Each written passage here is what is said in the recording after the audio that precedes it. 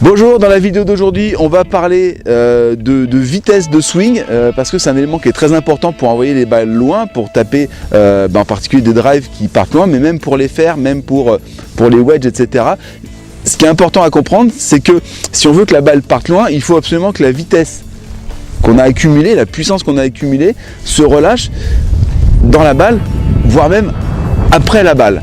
Et pour ça, j'ai demandé à Fabien s'il y avait un exercice qu'on pouvait faire assez facilement, voire même un exercice qu'on pouvait même faire peut-être dans son jardin, parce que on est quand même au mois de janvier, là vous voyez on est un peu engoncé. Un exercice qu'on pouvait éventuellement faire dans son jardin qui permettait de savoir si on dirigeait bien la puissance dans la bonne direction ou si au contraire on avait tendance à disperser cette puissance avant l'impact avec la balle en fait.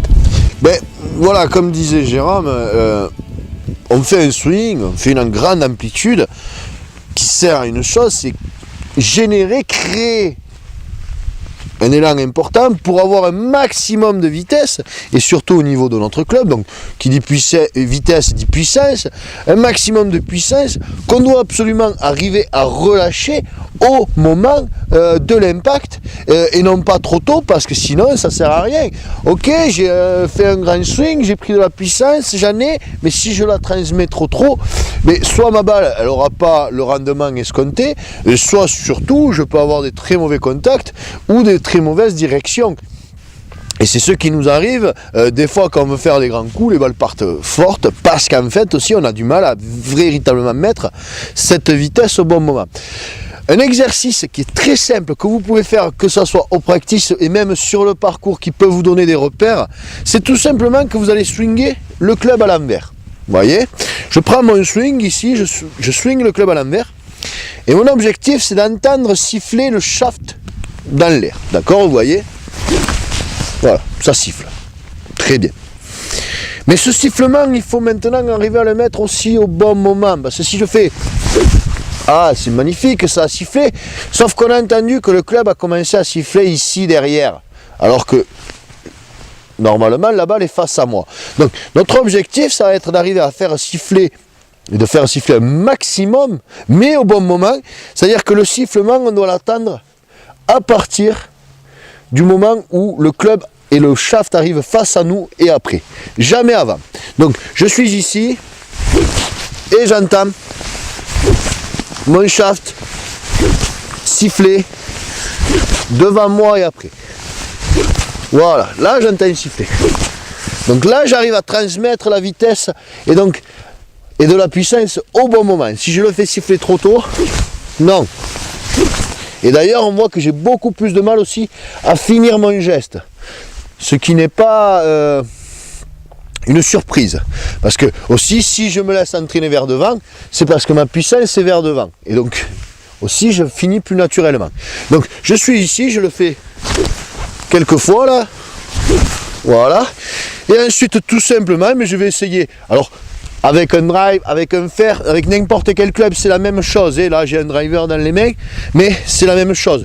Et donc après, je me place et j'essaye de faire exactement le même geste avec la balle. D'accord? Donc, on va le refaire une deuxième fois. Je suis ici, hop, je retourne mon club, je le fais siffler une fois, deux fois, trois fois, voilà. J'ai bien senti le sifflement, j'ai bien senti que ça sifflait vers devant, je me place et je tape. Et je sens bien la puissance, je sens bien la vitesse à l'impact. Et d'ailleurs mes balles ont de la bonne puissance, ont de la bonne distance. Donc ça veut dire que j'ai réussi à bien transmettre la vitesse au moment de l'impact. J'ai une image qui me vient en tête, c'est l'arrivée d'une course cycliste. Alors je ne sais pas si vous avez déjà vu cette situation où le coureur lève les bras avant la ligne d'arrivée et se fait doubler par un autre. En fait, ce qu'il faut vraiment comprendre, et c'est une image qu'on peut garder, c'est que pour vraiment qu'il y ait de la puissance qui se transmette dans la balle, il faut que le club soit encore en accélération au moment de l'impact. Il doit être encore en train d'accélérer au moment de l'impact parce que en mouvement, alors ça c'est aussi un phénomène physique, moi j'ai vu ça quand je faisais mes études, en fait globalement tout ce qui n'accélère pas décélère. Donc si vous n'êtes pas en train d'accélérer au moment de l'impact, en fait c'est que votre club est déjà en train de ralentir, donc forcément vous allez taper de moins en moins fort, et ça c'est vraiment l'erreur voilà, la plus courante. Souvent on dit j'ai décéléré, c'est se dire toujours, même sur un petit coup, j'accélère jusqu'à l'impact et après l'impact.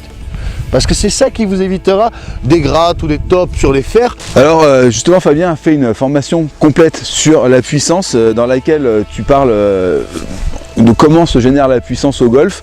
Contrairement à ce que font beaucoup de gens, ça ne se génère pas par le haut du corps, ça commence d'abord par partir des appuis, exactement, par des le bas. pieds, et c'est à partir de là qu'on va transférer en fait cette puissance des pieds vers le haut et de plus en plus vers le bout du club.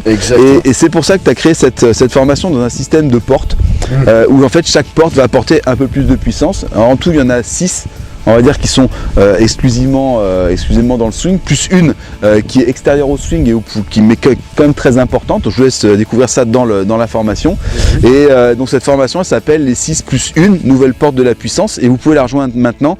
Cliquez sur le bouton qui est situé juste sous cette vidéo. Tout de suite après avoir validé votre accès avec le partenaire sécurisé du site, et bien vous retrouvez Fabien sur le site privé où il vous montre ces 6 plus 1 nouvelle porte de la puissance dans laquelle vous allez apprendre à taper non seulement des drives mais aussi des fers plus puissants, donc plus loin, ou choisir à la fin, si vous avez gagné vraiment de la puissance, peut-être de réduire un peu la voilure pour avoir des swings plus précis, plus réguliers, puisque une fois qu'on est capable de taper fort et loin, c'est beaucoup plus facile de taper moins fort mais plus droit. Voilà.